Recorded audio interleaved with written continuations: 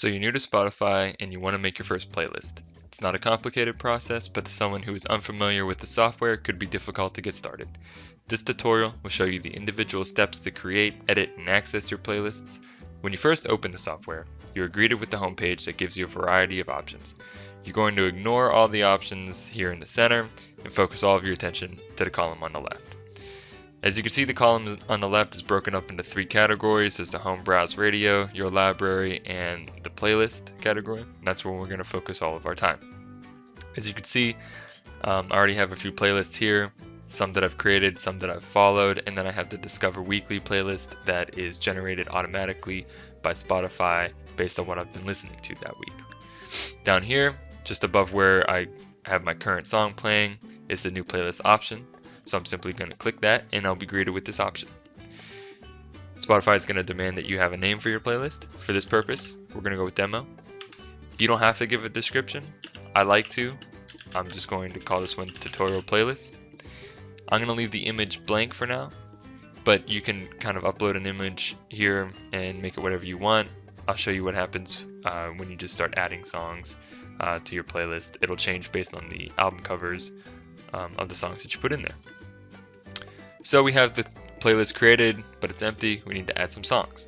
Spotify recommends that you go to new releases or you just put some recommended songs in here, but I want my playlist to be all pop punk songs, so none of these are really going to get me there.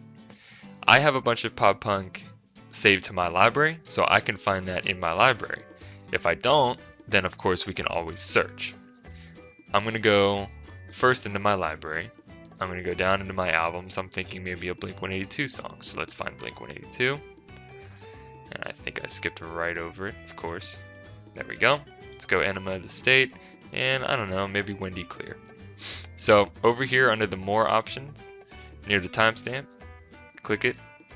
Go down to Add to Playlist. Find the playlist that you want. Add. It'll be there. Now, we want to add a few more songs, so I'm going to take the same route, and maybe this time I will use the filter option at the top, and I want to find All Killer No Filler by Sum 41. Click that. I'm going to add Fat Lip by Sum 41. We'll do the same process, the three dots, add to playlist, and then click the one we want. So using the search option, I'm going to search Green Day. Click Green Day, find there. These are some pretty good songs, but let's see, I don't want that one, so I'm gonna go further down, find something off of Warning, and maybe Deadbeat Holiday. Same process.